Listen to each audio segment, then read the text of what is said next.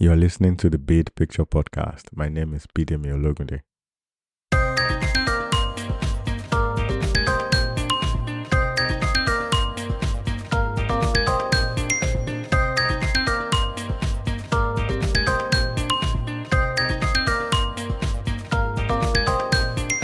So thanks for joining us again on another episode of the Big Picture Podcast. Today I have a special guest from all the way up in Oregon.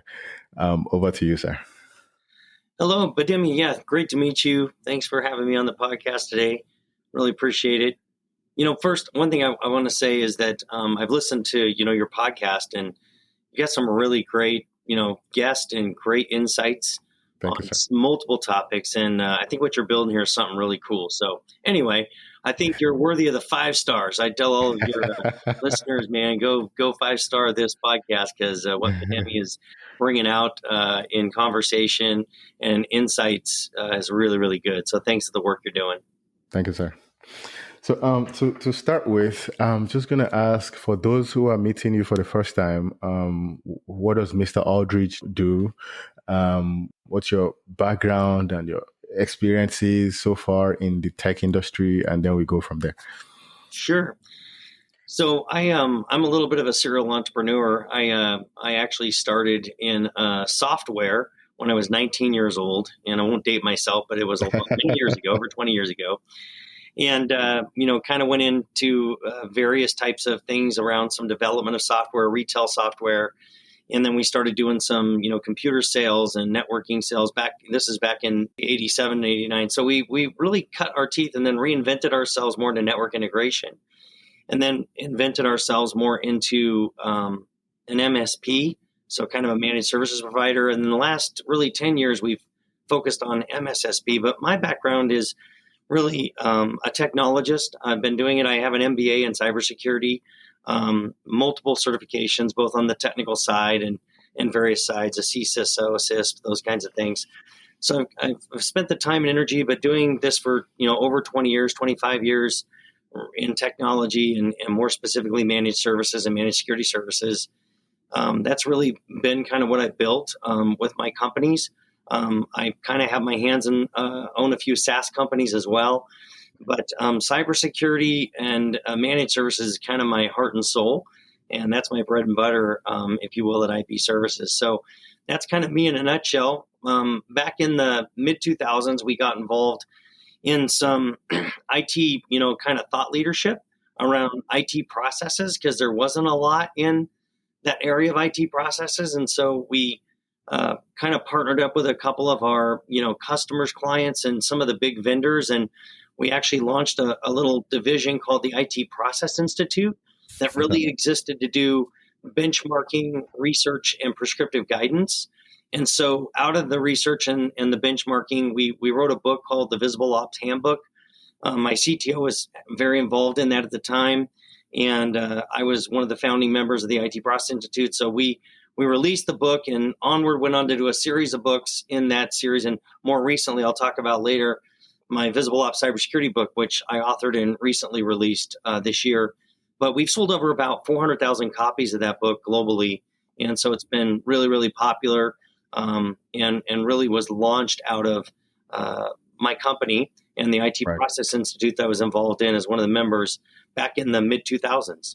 So that's us. So today we're a full-on, managed services security provider, doing a lot of things around, very specific, somewhat unique cybersecurity services. Thank you very much for that deep dive, sir. So as you were describing everything, one thing keep jumping back at me, saying your approach is a client-driven perspective to solving IT problems. So if we can just pull that thread, from your background, from the days of dial-up internet, you happen to see a gap in the market that led you to basically say, well, IT is not being addressed from a client perspective. Everyone is pushing products out, trying to say, okay, this is the problem you have, this is the solution you need. Well, how about taking a look from the client's perspective? I have a coffee shop. I'm just trying to even my books, not even make profits, just to make make it even. Now you're telling me I have a payments problem from a cyber perspective.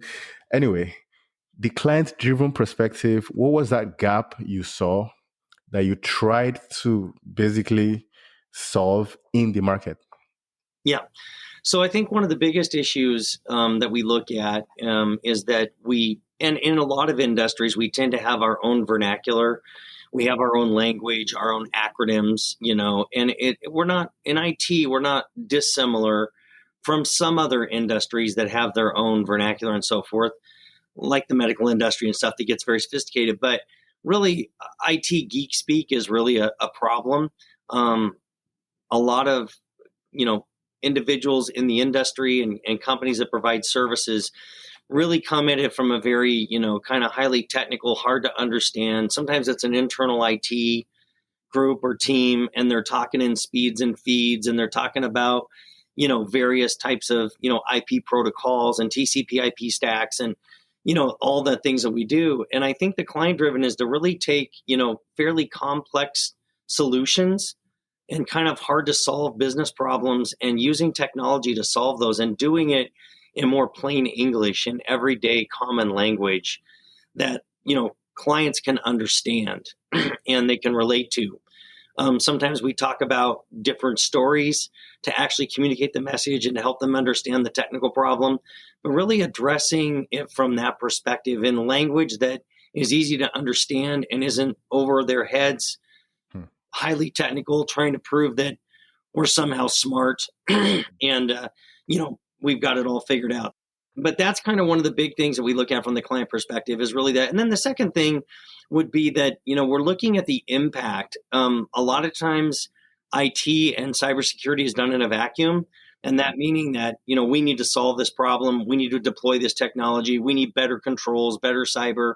So we're just going to roll this out. And too bad for the end user if they now have to change their behavior or the way that they interact with the system or whatever. So taking the time to understand the impact analysis on the customer and the user and looking at it from there is really important. And then third would be to kind of do the proper training and readiness, whether that's train the trainer at an organization or a company, or if that's something where we need to help bring in some very practical guidance about how to use a new technology or a new cyber protection that may be put in place. So education is really, really key.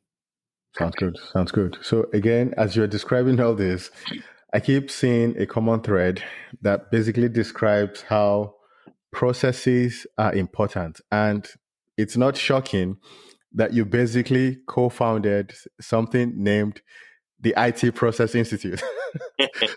so so how would you describe this realization that you came to very early? I want to say way before most people, that process discipline matters way more than a shiny new tech or a shiny new security solution.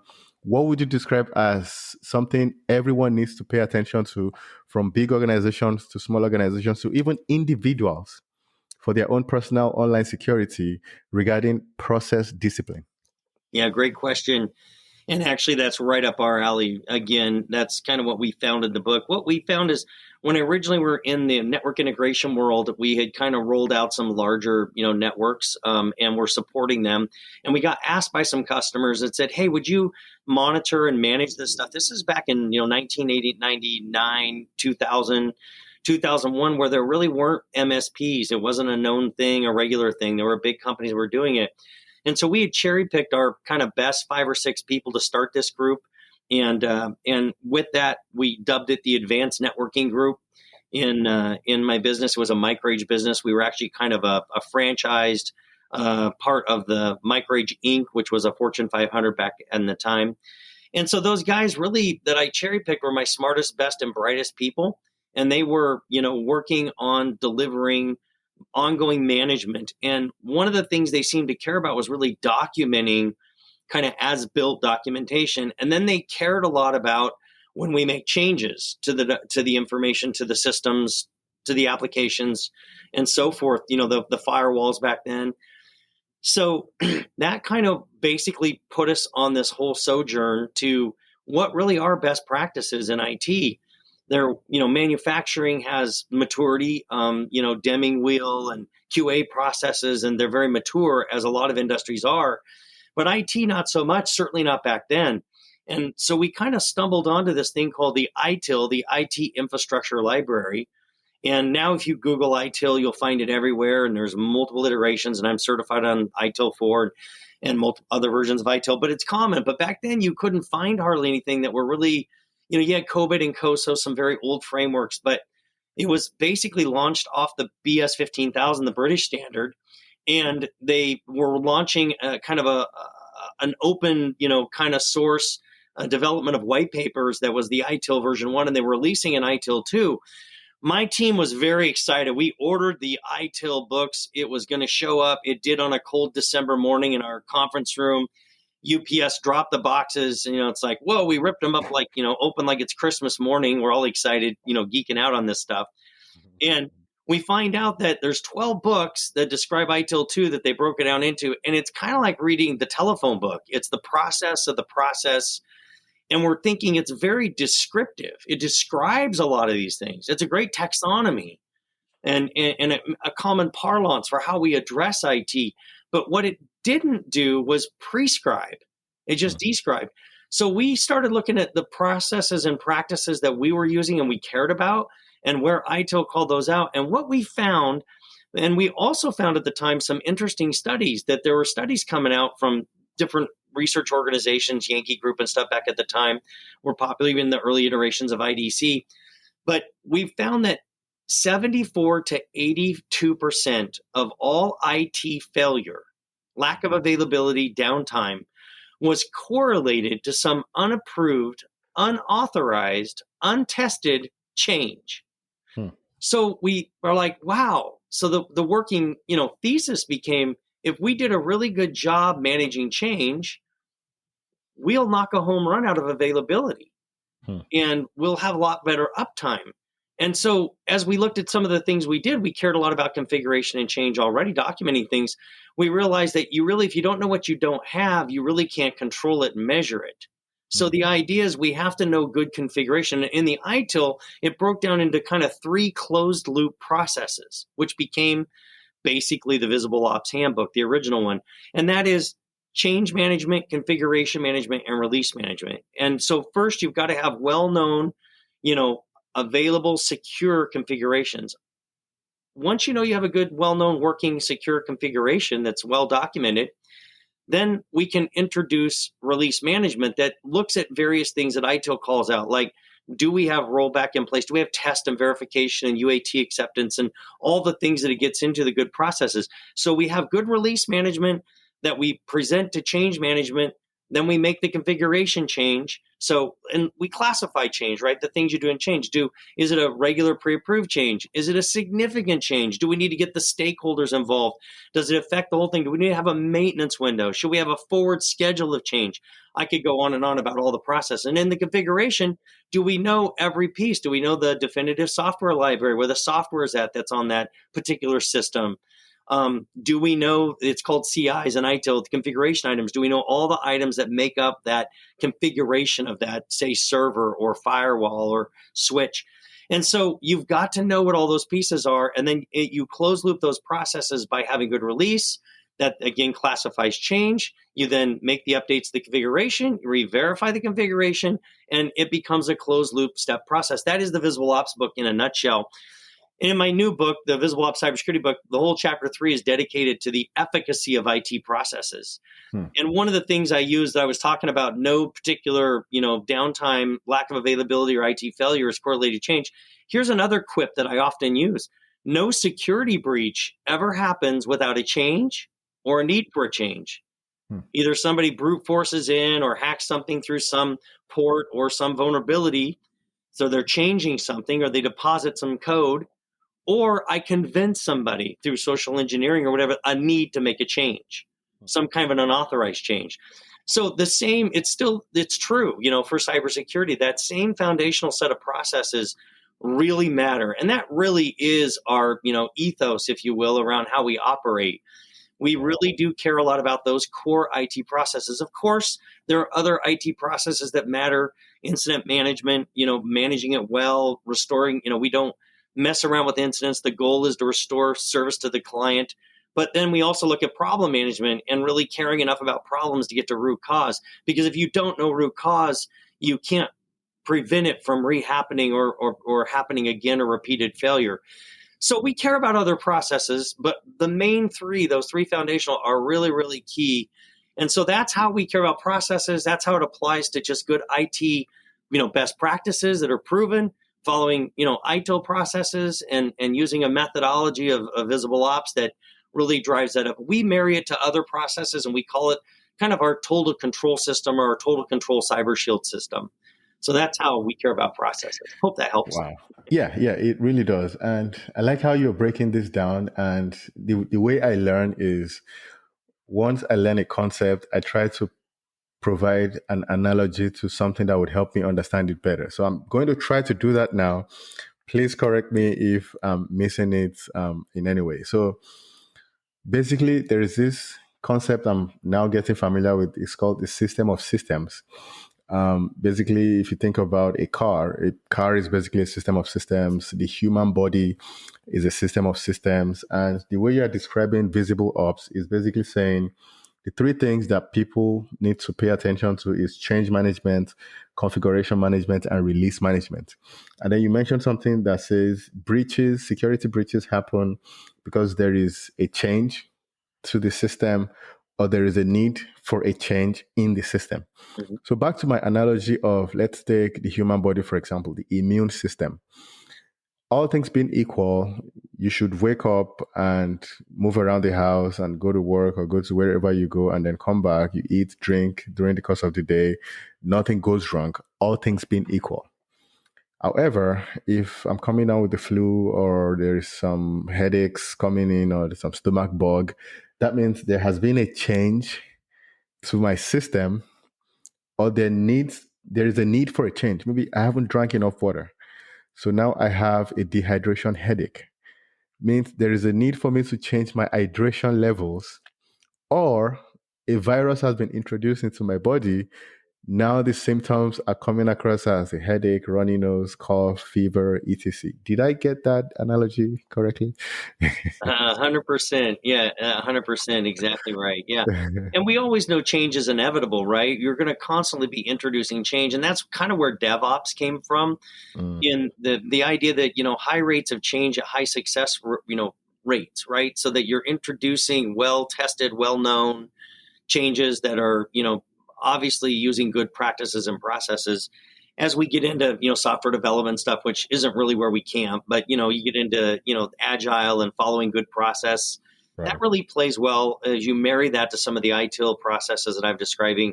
Really becomes, this world of DevOps where, you really have the ability to very easily, validate things that you release, test code on the fly, not introduce it into production, right? We have test, we have dev, we have, prod.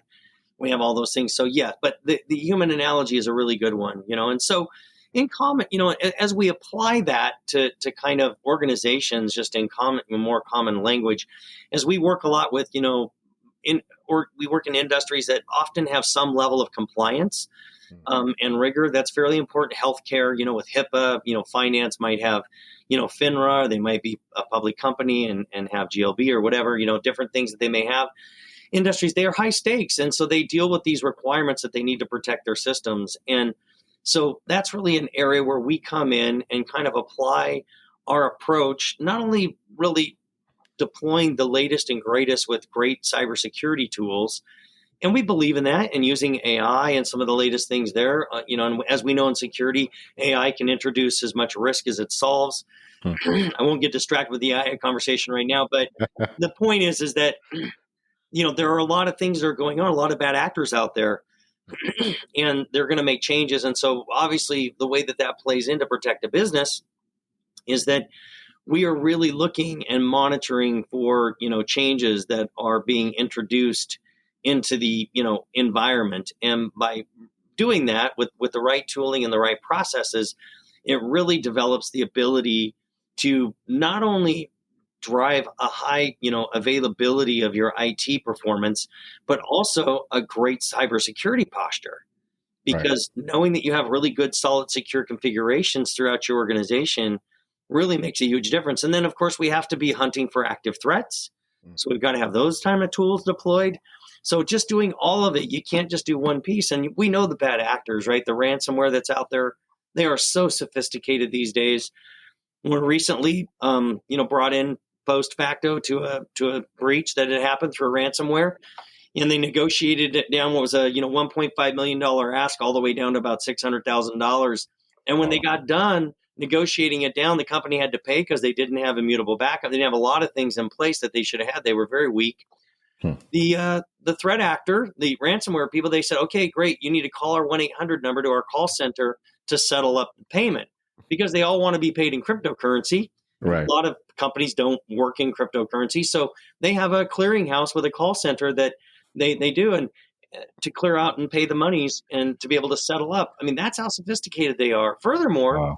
you don't have to go far on the dark web, with some of the Tor browsing stuff that I've been, seen as demoed. Don't use Tor, believe me, but you can buy down, any high schooler, middle school kid that's super sharp.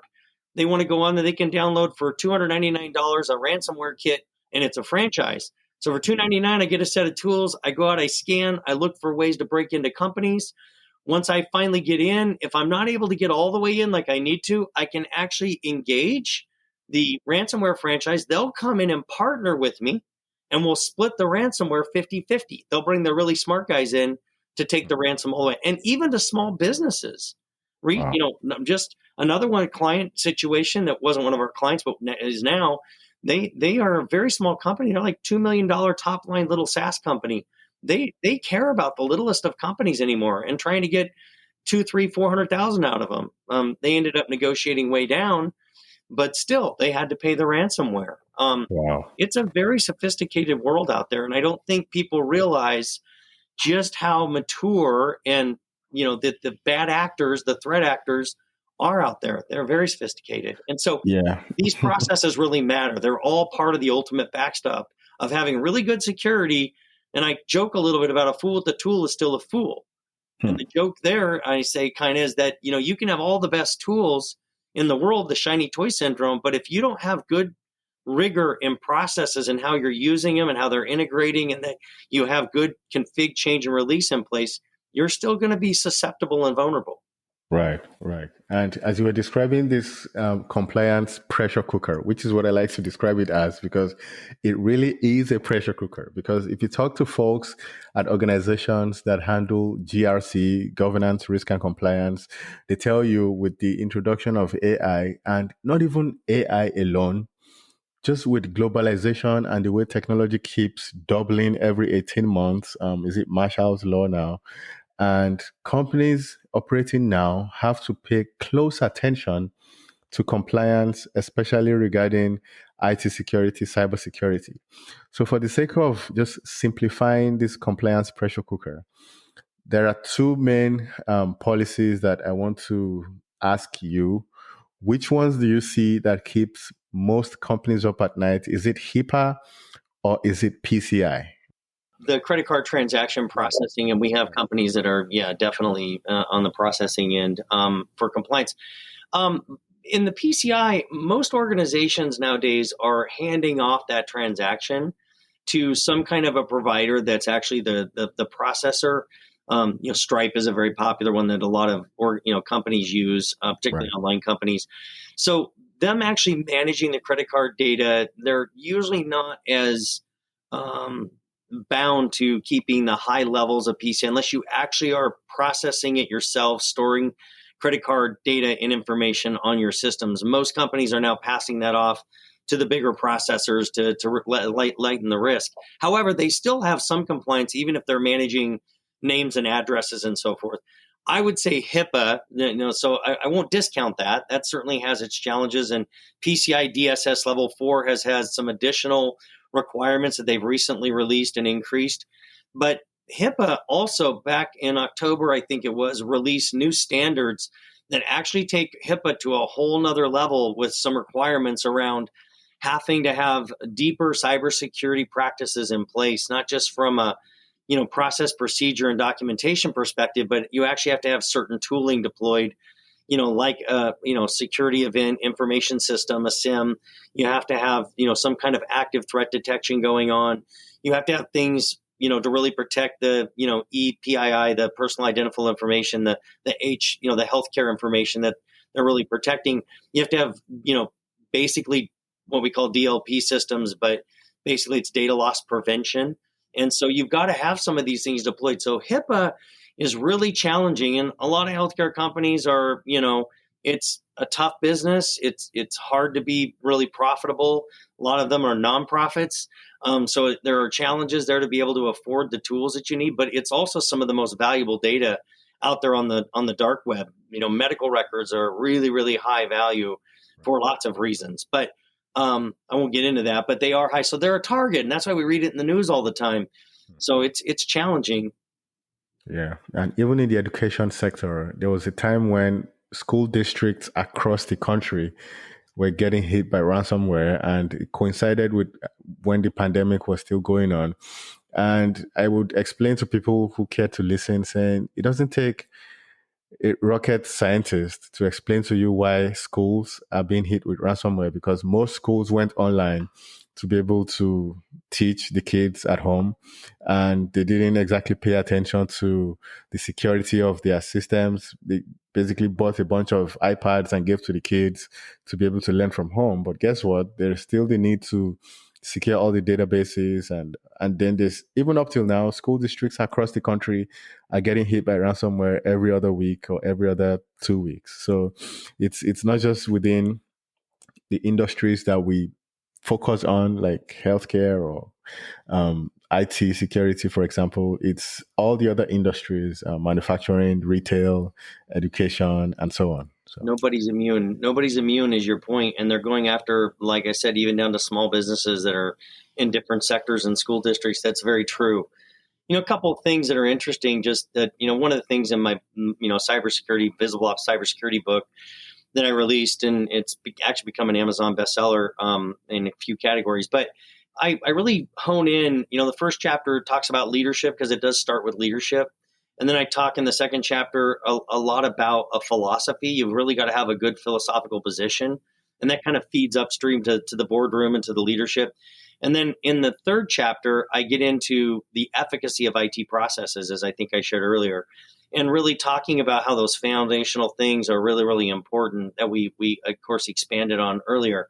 Then I get a little into some more specific cybersecurity methodologies. And one of the most of them are founded in what we call zero trust, which is a bit of a buzzword. And there's a lot of misinformation, because zero trust really is layers of security that you introduce around some pillars, some core pillars, like identity and access management and so forth. And one of the things around microsegmentation is another one that I was thinking of.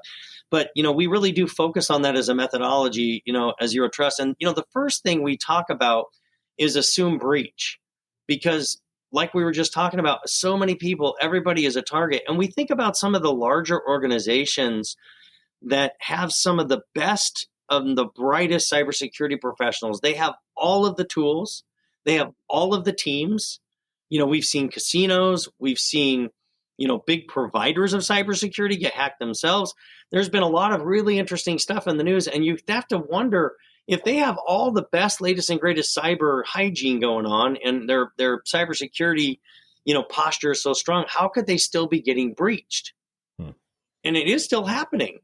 And the answer is not a really good one. The answer is that if they kind of decide that they want to breach you and hack you, they will find a way. Right. Typically, they will find a way.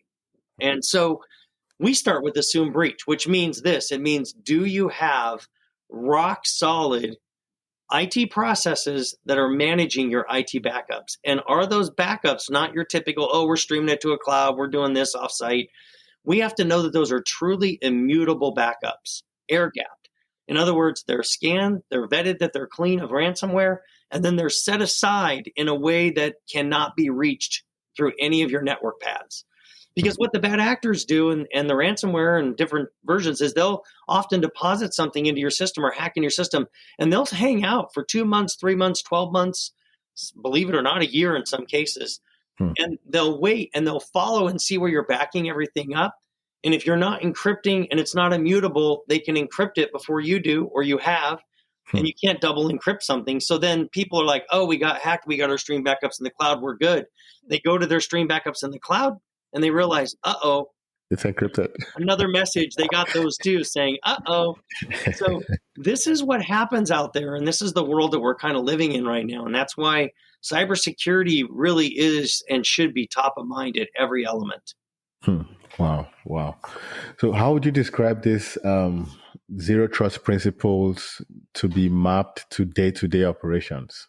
So the idea of zero trust is really, and not to get too technical, but really the idea of least privilege. We've had least privilege around for a long time as we're building out Active Directory structures and security systems within operating systems. Least only give privilege or access to those things that are absolutely necessary to the level that they need access, because that's a good practice. That really is the core of zero trust. It's not trusting anybody to access anything that they really shouldn't unless they need the privilege to do it. And so we're taking that all the way out to the edge of the network, not just an accounting system where you now have a login, but you're an AP person with accounts payable. So you really only need access to accounts payable stuff. That's the least privileged concept. We're taking it all the way out across the whole network topology. And it starts, again, with assume breach and good backups, but then it goes into we need to make sure we have good identity and access systems in place. Can we validate and attest that those people that are supposed to have access to things or logging in truly are them? And MFA, we're learning, is not enough. Good old traditional single response to MFA, they're hacking that now. They've got ways to basically siphon off email. If it's not basically an MFA that we call an advanced MFA, where you have decentralized authentication. So it's not just an email or a text, an SMS that they're getting smart about, the hackers are getting. It actually will have usually some kind of an app on your phone that is tied to the MAC address, and it actually has an encryption key that validates that there's an encryption key, and there's constant communication between that system so that you know that you're continually verified. So we call that verified credential access. And it starts there. That's one of the pillars, is really having good identity and access management systems in place. And then at the other extreme, and we could go through some different pieces of the pillars, and it makes sure that, you have, certain data protections in place, particularly around, your network access and your firewalls. But then on the other end of it is more what we call micro-segmentation, not just segmenting your network so that certain, parts of your network are staying on those different elements of the network that they should stay on, and they're controlled by the network layer. But the micro-segmentation actually looks based on a policy. It looks at workloads, applications, and users. So if, Sarah from accounting is only supposed to be accessing the accounting servers, doesn't really need to be into the operational stuff, and she's trying to get in there on the network for some bad actor or threat actor has breached her or, basically compromised her, then it's going to know the micro-segmentation that she doesn't belong in there, and it will block and not allow that policy. That's micro-segmenting the network. So that's kind of at getting the more mature level. But there are some solutions in place that we work with that are actually making that really, really easy to deploy and much simpler. Yeah, so that's kind of some of the zero trust ideas. I could get into more of the layers of zero trust. There's a lot to discuss, but in my book, I get a lot deeper into those. Definitely something I'm very familiar with. And again, for the sake of to tease people getting the book and trying to see, okay, what exactly is Mr. Alldridge talking about here? Now you have a broad idea of, okay, zero trust means the things you have to do, again, from a process oriented point of view. It's not just a one end all be all thing that you click a button, now you have zero trust. No, it should be a process that you can apply to different parts of your business, of your operation, of your organization, and so on. So I want to pivot into, let's talk about board level KPIs. How would you translate tech risk into board level KPIs. So, for example, you have a bunch of CISOs and CFOs and chief marketing officers. They've asked you to come and, present something to them offsite. And of course, you have to be able to speak their language. And in a quick second, how would you describe tech risk to this bunch of C-suite executives? Yeah, I think that, there's kind of some standard ones out there that we talk about. Often we talk about mean time to detect. It's an MTTD. Right. And so that's a really important one, that if there was something that was happening, an anomaly on the network, how fast, how quickly did we detect that?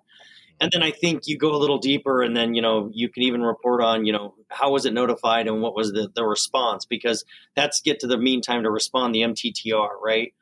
And then ultimately, mean time to contain. Those are kind of your three big ones, kind of your foundational ones. How fast did we detect something was going wrong? How quick did we respond to it, know what was going on? And then how quick did we contain it and isolate it? So those are kind of the three go-tos. But often a lot of the tools that we're using anymore can actually prevent scorecards as we kind of look at the landscape of your overall cybersecurity. There's some pretty cool tools, if you will, out there that will actually do some ratings and some assessment that you can do, but to actually report, to management or to the board layer, because that is, of course, one of the things that is up and coming, is that they're realizing, companies, that we really need to have representation. And I advise on a couple of boards, and that's something that I do as part of my personal consultancy. But they need to have smart people that understand cybersecurity and business sitting around the boardroom, because they don't know the right questions to ask. Typical persons or lay persons, they don't understand cyber. They don't understand the risk. They don't understand the threat. And so they need people to be able to, interpret that and understand that, ask the right questions about what are the right metrics. But the quick answer are kind of those three. There's a lot more I could go into. Definitely. Yep. I think those are the big ones we want to know, Yeah. when we're looking at network metrics, KPIs. Sounds good. Sounds good. So, speaking of risks that most board members and executives may not necessarily understand, we might as well dip our toes into the AI conversation. So, AI has been around for quite a while. A lot of people don't realize that if you've ever used Google Maps, Yep. that is one form of AI. Mm-hmm. It's giving you the most optimal route from point A to point B that would get you there as quickly as possible with as minimal delay as possible, that would update you if there is something on that route and you need to find an alternate route, and so on and so forth. That is one element of AI. If you've ever used a translation app, that is another element of Mm-hmm. an AI. So, but large language models came around in late 2022, and that opened a lot of people's eyes to what AI can actually do. Mm-hmm. And now companies are pretty much laying off entire business units Mm-hmm. to be able to then deploy AI and different AI models, video generation, text generation, and so on and so forth. Many companies are doing this blindly, because it's one thing to say, okay, well, we've seen how our competitors are deploying AI. We have FOMO. We don't want to miss out. We don't want to be left behind, because our shareholders and all the board of advisors, board of directors are breathing down on the CEO's neck saying, company ABC are using AI. What are you doing? Your share price keeps dropping every quarter after quarter. You need to deploy AI yesterday. So now the CEO is deploying AI without knowing heads or tails of deploying AI. And then guess what? The CEO loses his or her job.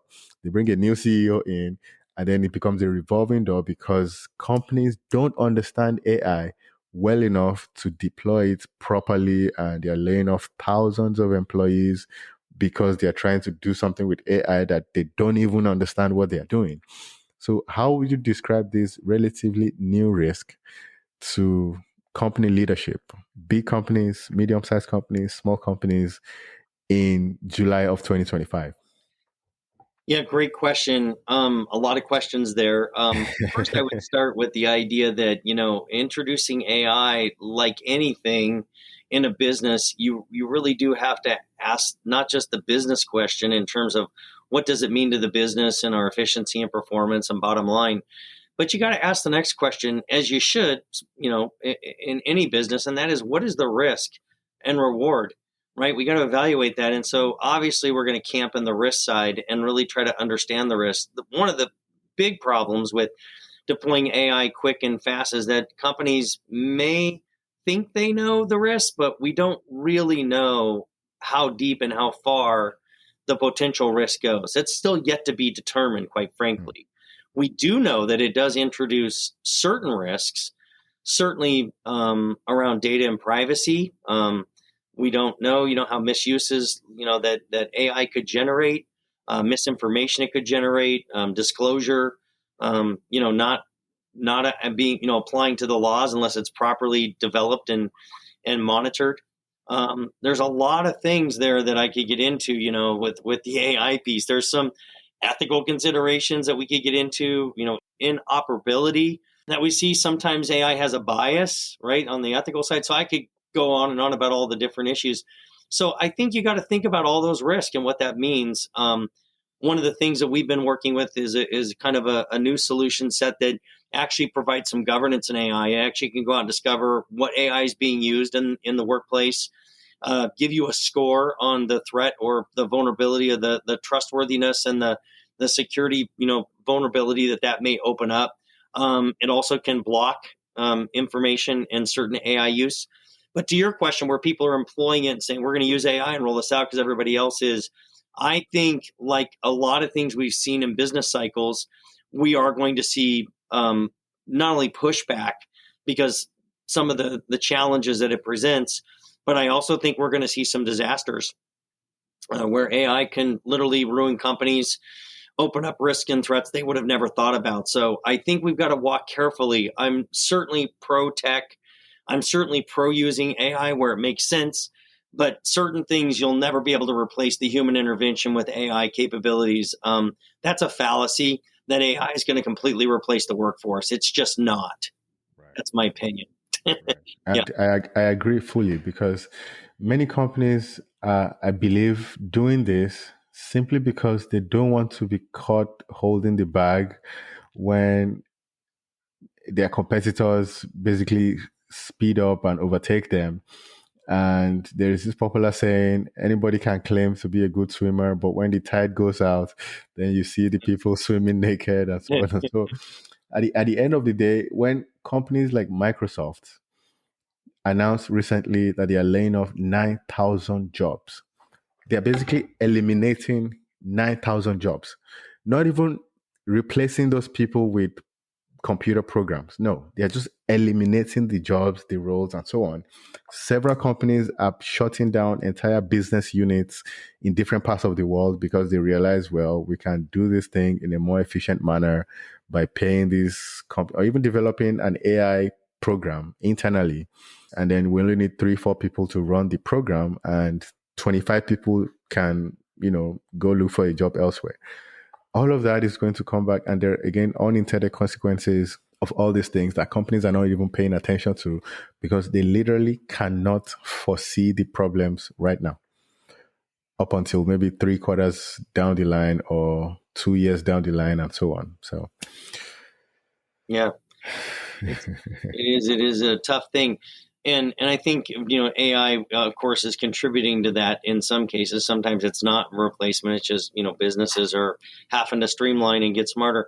I think Microsoft would be unique in the AI because there are probably ways, because of the nature of their tech business, where you can use AI, whereas most other businesses would not necessarily, engage or be able to utilize AI to the level that maybe some might imagine, or even some are, procrastinating or saying that this can be, AI will replace this, AI will replace that, again, to a point.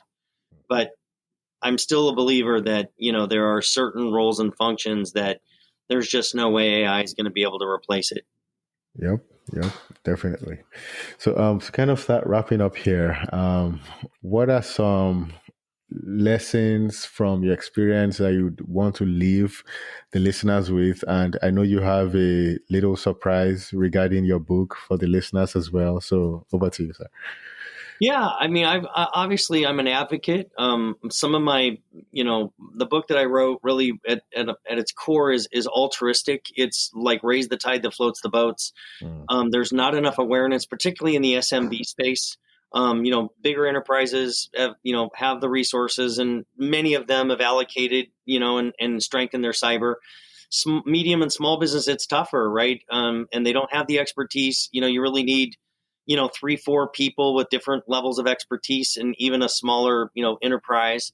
And so, it's challenging out there. So, what are some of the good, solid, proven practices that are kind of, and I joke about managed by fact and not by belief, mm, that you can follow. And that's probably what my book really attempts to get at. And I don't think if one takeaway that I talked about on this thing is that whole idea of assume breach, mm. because knowing that your backups are fully, truly immutable, scanned, clean, verified, that is a huge piece. And unfortunately, it's not as easy to do as often as the other thing I would caution is that a lot of businesses, and this is a little bit human nature and job security, a lot of IT people that have a certain domain of expertise, they go out and quickly learn a couple things, tell their management that we've deployed some cybersecurity, we're good, and the management loves hearing that. Hey, we did that, and it was really affordable, and Mike or Karen, they all got it taken care of.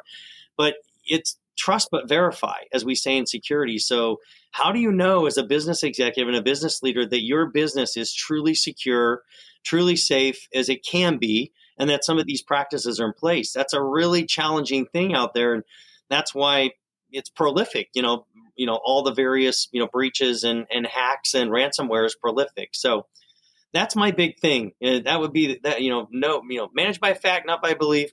Make sure you truly have good mutable backups in case the unthinkable happens.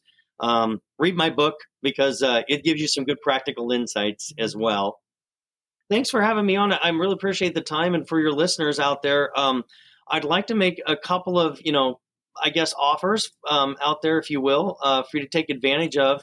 That I would, a freebie, if you will, wrapping up. I'd like to provide you a free digital copy of my Visible Ops Executive Companion Guide. It's kind of a companion guide that's no geek speak. It's more just business executive language. Right. And it's got kind of a clear, non-technical roadmap for, cybersecurity leadership. I mean, gives examples of, for a 200, 300 person organization, what would you be spending on, that? And so I sell those on Amazon for $17.95.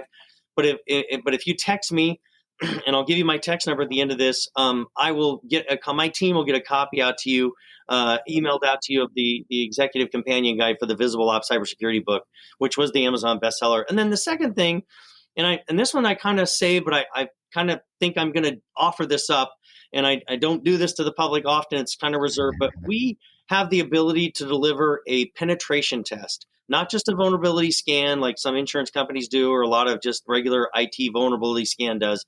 We actually penetrate the network and provide a very detailed report. It's non-invasive. It doesn't take down your network. It actually works in the background. You can do it incognito, so you don't have to involve your IT team if they're telling you you're secure. So we will offer a Pen 1 level test. I'll do that. If you go search the internet and say, what's a pen test? You'll find they're $2,500 to $5,000, $6,000, $10,000 for small businesses. They can be very expensive. I have, for a limited time, the ability to provide these pen tests with a very, very detailed report. And that's kind of trust but verify. That's kind of managed by fact. And Right. you'll get great data that you can go improve your cyber with to help you. And of course, if there are things that you want to talk about with our company at IP Services, we'd certainly be happy to do that as well. And I'd be happy to jump in and provide a little bit of my time to look at the reports as well. So here it is. Text the word secure 25. That's SECURE 25 to Right. this number, 541-359-1269.